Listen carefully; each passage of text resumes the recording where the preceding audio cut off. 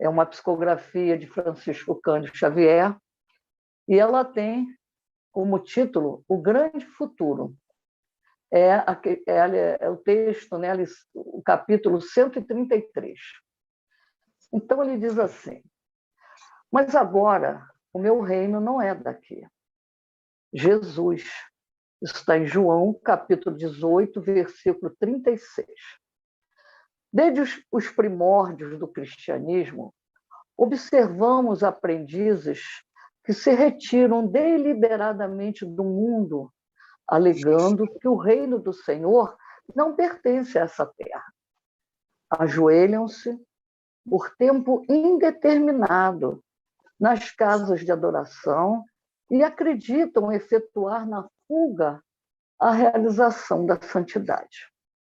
Muitos cruzam os braços à frente dos serviços de regeneração e, quando interrogados, expressam revolta pelos quadros chocantes que a experiência terrena lhes oferece, reportando seu Cristo diante de Pilatos, onde o mestre asseverou que o seu reino ainda não se instalara nos círculos da luta humana. No entanto, é justo ponderar que o Cristo não deserdou o planeta. A palavra dele não afiançou a negação absoluta da felicidade celeste para a Terra, mas apenas definiu a paisagem então existente, sem esquecer a esperança no porvir. O mestre esclareceu: mas agora o meu reino não é daqui. Semelhante afirmativa revela-lhe a confiança. Jesus, portanto, não pode endossar a falsa atitude dos operários em desalento, tão só porque a sombra se fez mais densa em torno de problemas transitórios, ou porque as feridas humanas se fazem, por vezes, mais dolorosas. Tais ocorrências, muitas vezes, obedecem à pura ilusão visual. A atividade divina jamais cessa, e justamente no quadro da luta benéfica é que o discípulo esculpirá a própria vitória. Não nos cabe, pois, a deserção, pela atitude contemplativa, e sim, avançar confiantemente para o grande futuro. Esse é o recado de Emmanuel para cada um de nós, e nós vamos, então, fechando os nossos olhos, elevando o nosso pensamento a Deus, a Jesus, a esses queridos amigos espirituais, nossos guias, protetores e mentores da Casa de Jorge, os nossos patronos. Nós aqui estamos, Senhor. Estamos aqui com as nossas mãos estendidas para segurar as suas. Estamos aqui, Senhor Jesus, para agradecer este momento de oportunidade que temos de refletir um pouco mais sobre temas tão valiosos que estão no Evangelho, no roteiro que o Senhor deixou para cada um de nós e que nós ainda estamos tentando, Senhor. E é por isso que nós te pedimos ajuda, para que os nossos guias espirituais, anjos guardiães, possam nos ajudar, Senhor, a termos olhos de ver, a termos ouvidos de ouvir e alma de sentir esse seu roteiro, essa receita que o Senhor deixou para nós pronta, com seus exemplos, para que nós possamos, Senhor, a nossa consciência, possamos encontrar e possamos praticar diante de tantas situações difíceis que o nosso planeta, nesse momento, vive, e cada um de nós, porque temos a guerra interior e a guerra exterior, Senhor, e temos que aprender a vencer todas. E para isso nós temos a sua palavra e o seu exemplo. Nós agradecemos a todos esses irmãos que já estão presentes na Sociedade Espírita Jorge. E pedimos, Senhor, licença para que a nossa irmã, Thelma Cerqueira, possa fazer, então, a sua palestra da tarde de hoje. Muito obrigada a todos, graças a Deus. Thelma, é com você, minha amiga. Obrigada, Laura, querida.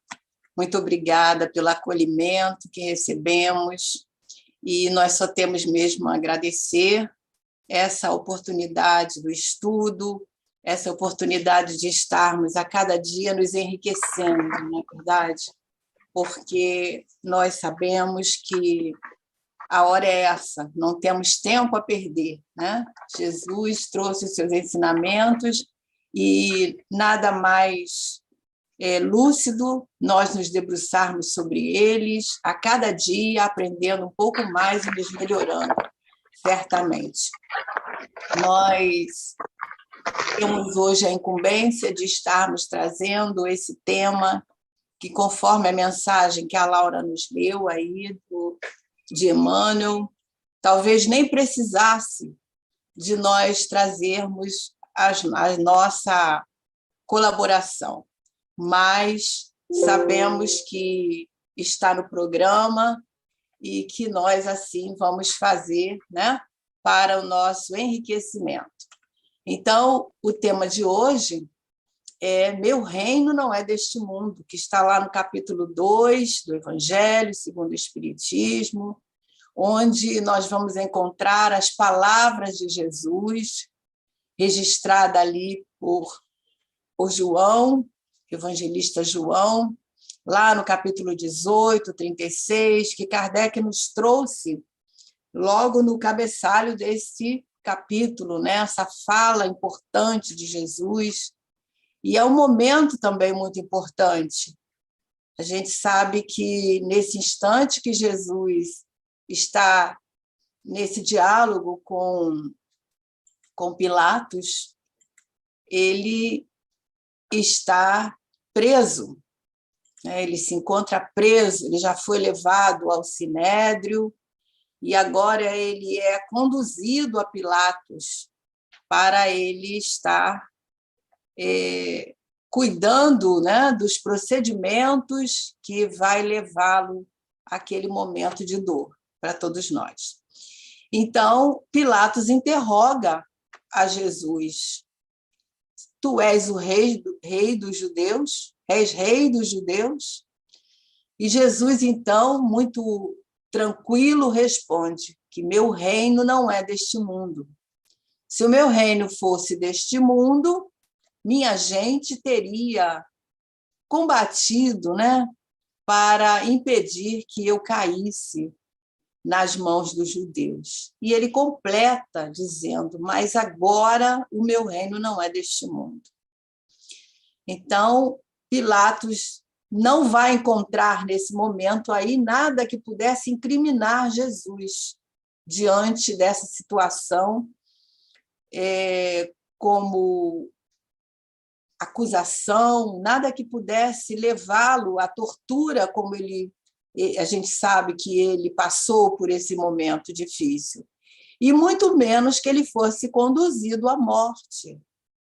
Mas, diante daquelas questões políticas, das forças contrárias que agiam ali, tentando interferir na vitória da mensagem de Jesus, da Boa Nova, fazem com que ele, Pilatos, se coloque naquela situação ali, numa atitude de alguém que provavelmente sentia muito medo. Porque o grande crime que foi imputado a Jesus era justamente o que ele fez, a pergunta, né? És o rei dos judeus? E Pilatos temia tudo aquilo que pudesse oferecer qualquer tipo de ameaça à sua condição naquele momento de governador da Judéia. Então, diante dessa pergunta, Jesus não nega. Notemos que ele faz a pergunta e Jesus não nega, mas ele acrescenta nessa resposta, dizendo que se ele fosse rei neste mundo, a sua gente, né, aqueles que aderiram ao seu reinado, né, que acreditavam nas suas palavras, talvez impediria, né, que ele chegasse a essa situação que ele enfrenta agora, ou seja, que ele fosse entregue aos judeus. E o que quer Jesus dizer com isso? Que diante daquilo, tudo que ele estava enfrentando ali, as disputas de poder, através das intrigas, das perseguições, não estaria acontecendo se o reino dele tivesse realmente instalado na terra, né? Então, e Jesus completa com uma outra frase, dizendo: mas agora, nesse momento, né, atual, meu reino ainda não é aqui.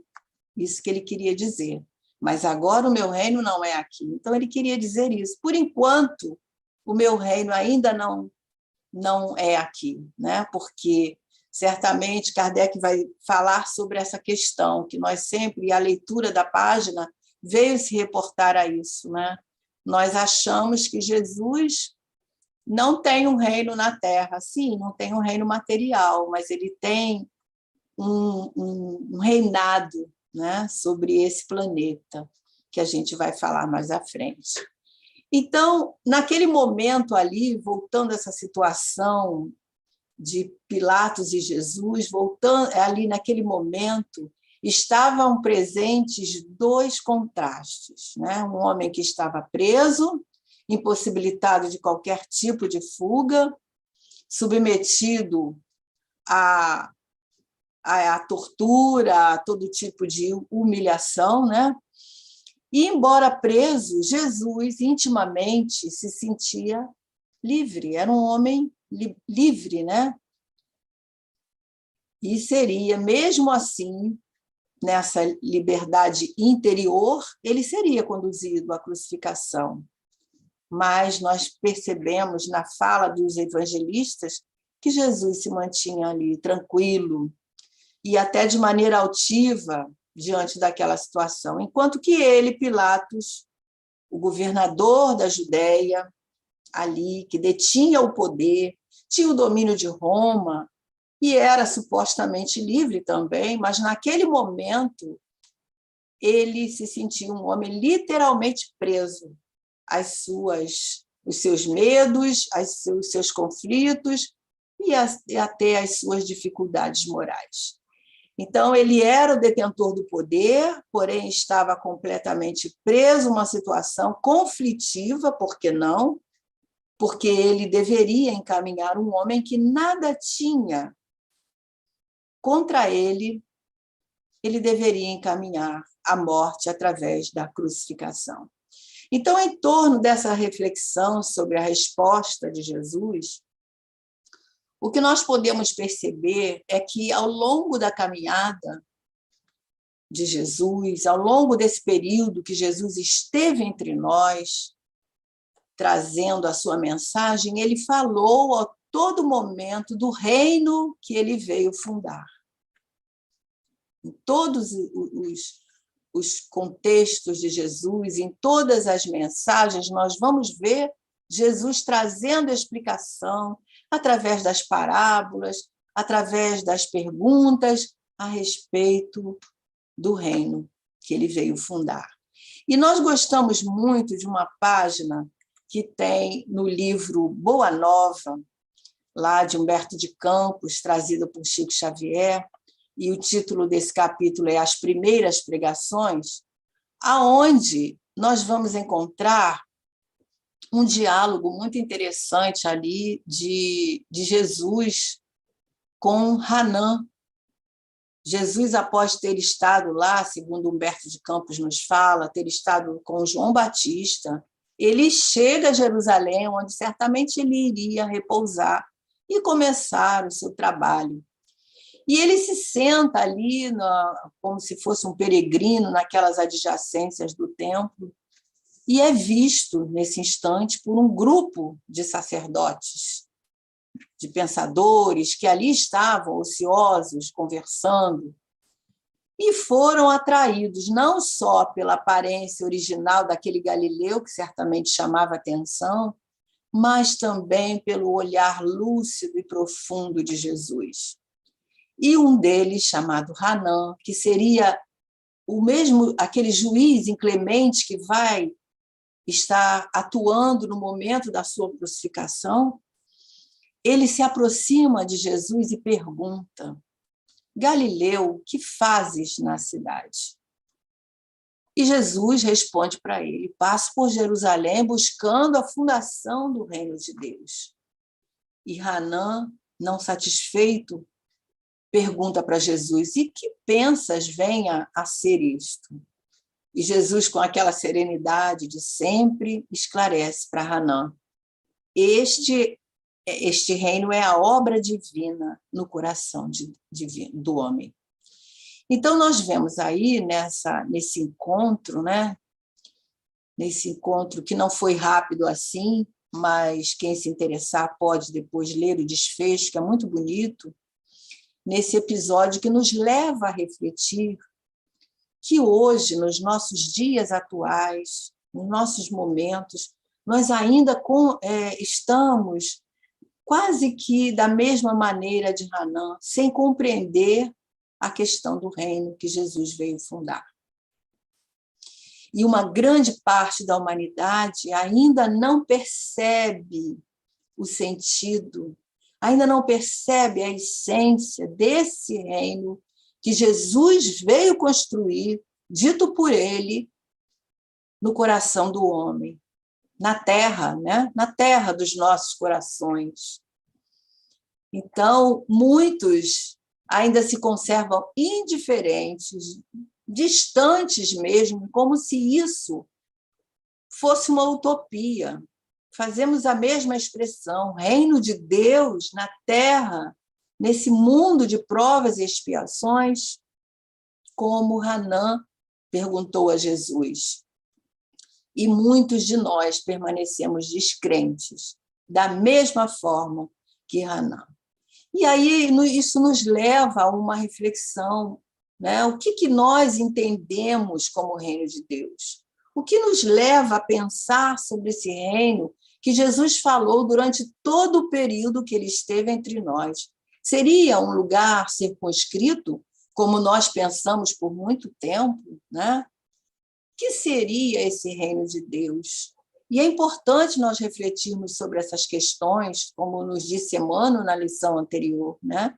Buscando analisar como nós estamos vivendo hoje o evangelho que Jesus nos deixou.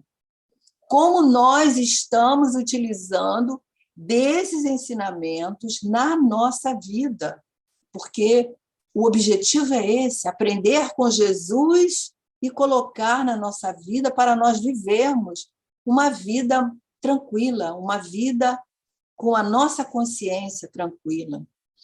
Então, naquela conversa de Jesus com Hanã, ele deixa claro para nós que ele veio fundar, ele fala mais à frente, que ele veio fundar um reino divino no coração dos homens. E nós vamos entendendo que esse reino não é um reino de pedras, como nós já pensamos ser, mas é um reino de conquistas interiores, um reino de aquisição das virtudes no nosso coração, aquisições individuais. Essas são as bases do reino que Jesus veio fundar. E nós agora vamos lá em Amélia Rodrigues também, que ela nos traz um diálogo, também um diálogo de Jesus com Tiago, um discípulo mais jovem, né? E nesse capítulo 9, Amélia Rodrigues nos fala sobre os candidatos ao reino. E essa lição é muito interessante, porque, como nós hoje ainda temos dificuldades de entender sobre esse reino, naquela época, muito mais. Até os discípulos tinham muita dificuldade. Imagina, se nós temos hoje, os discípulos também tinham, né? Então, Jesus tinha feito um encontro ali, uma pregação sobre um reino de Deus, sobre esse reino de Deus, sobre essa conquista. E Tiago, isso acontecia sempre depois das pregações de Jesus, né? Eles conversarem a respeito do que foi dito. Tiago, muito preocupado, ele fala para Jesus que ia apresentar para ele alguns candidatos ao reino, candidatos capazes que poderiam ajudá-lo na construção do reino. Então, Jesus deixa Tiago falar sobre os candidatos que ele havia até trazido para apresentar Jesus. E ele, depois de apresentar todos esses companheiros, Jesus amorosamente diz para ele o seguinte: dentre outras colocações, nós tiramos as mais relevantes, e ele diz o seguinte: venho fundar o reino de Deus nas almas, sem aparências interiores. Então, que ele falou para Hanan, ele repete aqui, né? Os reinos do mundo são transitórios, por mais opulentos se apresentem.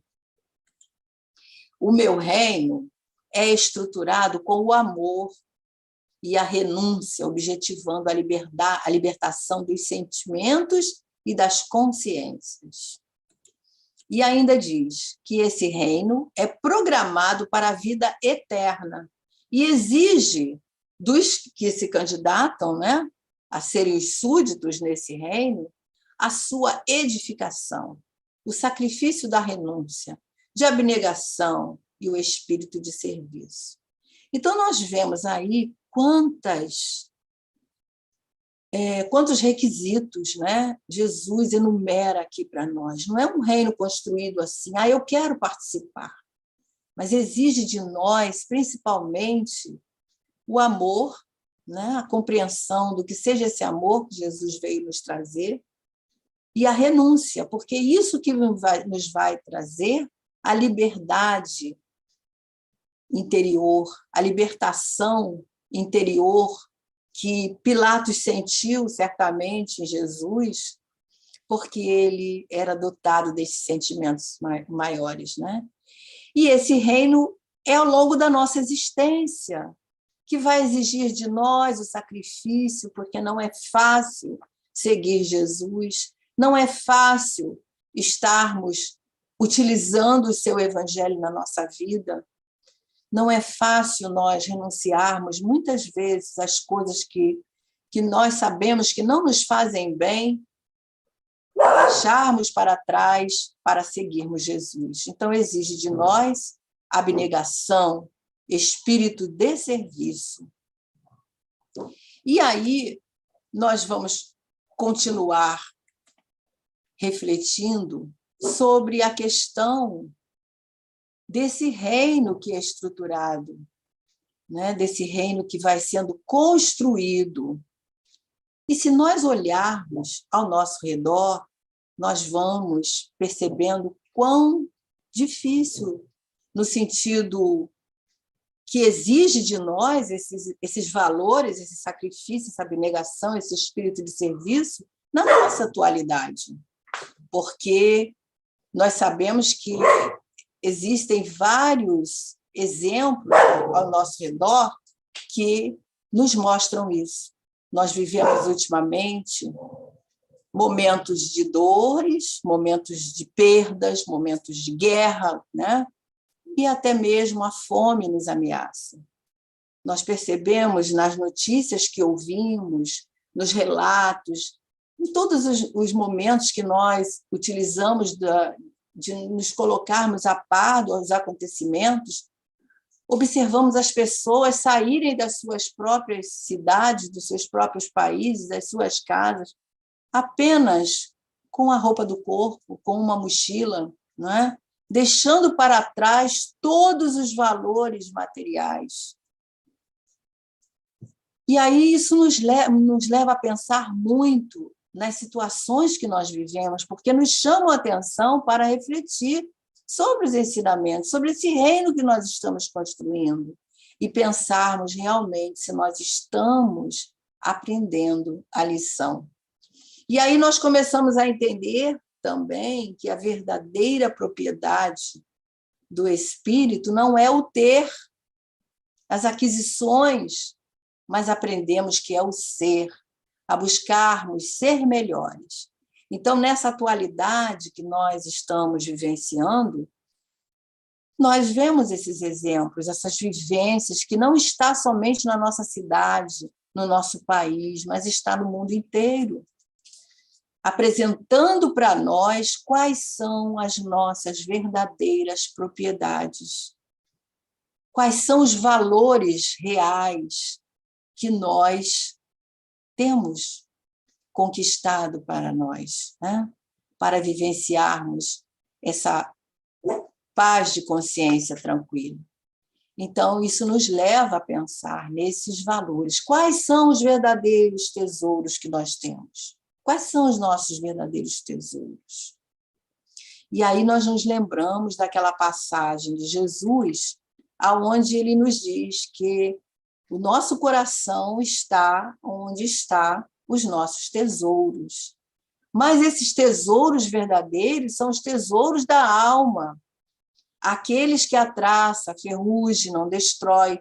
E como Jesus veio nos ensinar sobre o amor, como Jesus veio nos falar da lei de amor, veio nos falar desse sentimento, do valor desse sentimento, do valor das riquezas espirituais, das conquistas espirituais, do valor da convivência com os nossos amores, com os nossos familiares, aqueles que foram colocados na nossa vida para nós aprendermos o perdão, para nós aprendermos a desenvolver em nós todas as virtudes necessárias a esse homem novo que estamos construindo. Então, nós vamos percebendo que são esses valores que vão constituir uma bagagem segura para quando nós, certamente um dia, vamos retornar ao mundo espiritual, retornarmos melhores do que quando aqui chegamos ao reencarnarmos. E se nós começarmos a olhar por esse prisma, nós vamos entender que Jesus veio realmente ensinar para nós que existem dois tipos de reino, que ele já falou para nós, o reino material, aquele reino de poder, o reino físico, e o reino com bases profundas, como ele disse para Hanan, alicerçado no amor, na renúncia, que ele veio nos ensinar também. Então, Kardec vai falar lá nesse capítulo 2, no item 4, do Evangelho segundo o Espiritismo, ele vai nos chamar a atenção sobre esse reino, que Jesus disse para nós que ele não pertence à Terra. Mas Kardec nos faz uma pergunta nesse item. Ele pergunta se sobre a Terra Jesus não terá um reino? Não é? Então, o que Kardec quer que nós analisemos é que o reino que Jesus veio fundar, e o reino que ele fala que não é dele, é o reino físico. Mas existe um reino que está associado à condição moral de quem está acima dos demais espiritualmente, no sentido de ter ascendido a uma categoria, uma evolução maior, né?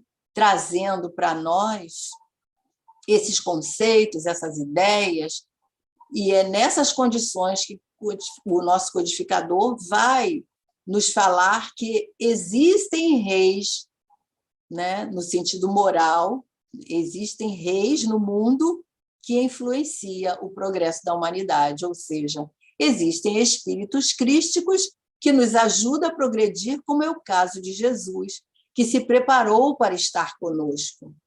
E dentro desse aspecto moral, Jesus está acima de todos os outros reis, porque nós sabemos que ele é o governador da Terra. E ele é consciente da sua missão. Então, ele veio nos auxiliar, sim, nessa construção, e continua conosco. Então, olhando dessa forma, nós passamos a compreender que o reino que Jesus veio fundar não corresponde a essas glórias, a esses títulos, a essas honrarias que muitas vezes nós buscamos enquanto aqui na Terra. Mas nós sabemos que essas glórias, esses títulos, essas honrarias são passageiras, são cheias de ilusão e acabam aqui mesmo. Mas o reino que ele nos propõe é construído sobre as bases do amor, como ele diz através de Amélia Rodrigues, nos oferecendo a renovação da terra, através dessa construção dia a dia, que um dia surgirá esse homem novo. Amanhã, né? No amanhã. E nós sabemos que isso vai demorar, mas estamos indo em direção a esse objetivo. E essa construção, ela é individual, ela é feita através dessas conquistas, das conquistas dos sentimentos aprimorados, no sentido de nós estarmos conscientes daquilo que estamos fazendo, do bem que nós estamos buscando fazer, das lágrimas que nós conseguimos enxugar. E é exatamente sob esse aspecto que nós podemos afirmar, sem sombra de dúvidas, concordando aqui com Kardec, que Jesus é o mais poderoso rei que já reinou entre nós e que reina aqui na Terra. E aí nós passamos também a perceber a diferença concreta desses duas realezas, do reino material e do reino moral, que nós podemos dizer que é o reino espiritual, né? Porque ele é construído nas nossas consciências, nos nossos corações. Então, aí, para ilustrar isso, nós nos lembramos da mensagem que também está no Evangelho, no capítulo 8, no item 8 do capítulo 2, que tem o título de uma realeza terrestre, uma mensagem desse espírito que, nessa encarnação, esteve como a ex-rainha da França.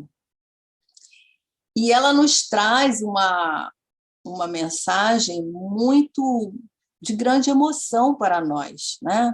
Onde ela vai nos dizer o seguinte, ela diz, quem melhor do que eu para compreender a verdade dessas palavras de Jesus? Meu reino não é deste mundo. E ela pergunta na mensagem, o que levei comigo da minha realeza terrestre? E ela mesma responde, nada, absolutamente nada. E como para tornar a minha lição mais terrível, a realeza não me seguiu até o túmulo, quer dizer, ela deixou tudo para trás, como nós todos vamos deixar, tudo aquilo das conquistas materiais, nós deixaremos neste mundo físico. E ela diz, rainha eu fui entre os homens, e rainha pensei chegar no reino dos céus. Mas que desilusão! Então, isso é para nós pensarmos muito, porque são os próprios espíritos que vêm nos falar sobre essa constatação do mundo espiritual, né? E ela ainda continua dizendo, e que humilhação, quando em vez de ser ali recebida, né, como uma rainha, como soberana, tive de ver acima de mim, mas muito acima, homens que eu considerava pequeninos e os desprezava, por não terem nas veias um sangue nobre. Só então compreendi a fatuidade dos homens e das grandezas que tão avidamente buscamos na Terra. Isso é uma grande revelação para nós, né? Para a gente entender que as coisas materiais não nos trazem nenhuma felicidade. São as coisas do espírito, tudo aquilo que nós podemos conquistar pelo espírito, através do espírito, através dos nossos sentimentos, é que nos vai trazer essa felicidade maior. E ela ainda diz que no mundo espiritual, aqui, né, não se pergunta o que fostes, qual a posição que ocupastes, mas perguntam o bem que fizestes, as lágrimas que enxugastes. Os homens correm atrás dos bens terrenos como se os pudessem guardar para sempre. Mas aqui não há ilusões. E logo que eles se apercebem de que conquistaram apenas sombras, desprezando os únicos bens sólidos e duráveis, os únicos bens que lhe podem abrir as portas dessa morada. Então, é essa constatação que, quando nós valorizamos muito as coisas terrenas, nós esquecemos da construção desse reino que Jesus veio nos dar as diretrizes, nos dar as normas de ação para essa construção. E essa construção são conquistas diárias, são atitudes diárias, são ações diárias, são aquele trabalho que nós sempre falamos, né, de colocar o Evangelho de Jesus nas nossas vidas. É essa construção. No momento em que nós aprendemos a desculpar, aprendemos a olhar para o outro como um irmão, aprendemos a oferecer um pão, temos vontade de orar por alguém que está em sofrimento, nos sentimos emocionados com a dor que os nossos companheiros estão passando lá do outro lado do mundo. Isso é colocar o Evangelho em ação.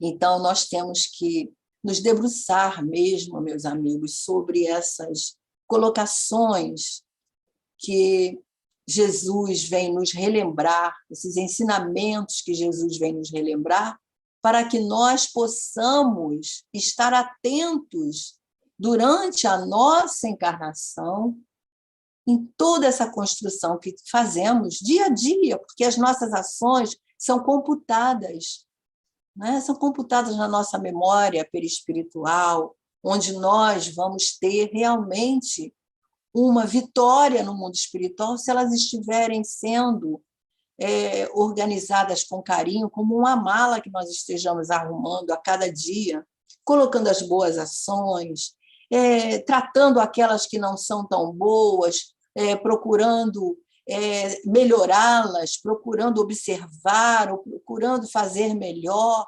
Essa é a bagagem que nós devemos preparar ao longo da nossa vida, porque é na vida futura que Jesus calcou todos esses ensinamentos, e é na vida futura que nós vamos saber se realmente a nossa construção foi compreendida por nós, se realmente valeu a pena os valores que nós amealhamos, os bens que nós conquistamos. É aí, nesse momento, que nós vamos estar percebendo se foi bom ou se nós desperdiçamos o nosso tempo. E lembremos sempre que Jesus traçou um projeto para a humanidade, e esse projeto está aí, em vigor. Ele nos disse que nenhuma das suas ovelhas se perderiam. E, por isso, ele nos trouxe, ele disse que ia pedir ao Pai, né, que enviasse para nós o Consolador prometido. E o Consolador prometido chegou através da doutrina espírita, que é o Consolador, esse espiritismo que veio através de Allan Kardec, nos trazer a consciência dessas ações que vão nos dar essa base, essas diretrizes para essa construção dia a dia nos nossos corações. E nós não podemos esquecer que Jesus, a todo momento, ele está nos lembrando dessa construção quando ele nos lança esse convite, né? Assim como ele nos convida todos os dias através do Vinde a mim. Vinde a mim, todos vós que estáis cansados e sobrecarregados, que eu vos aliviarei.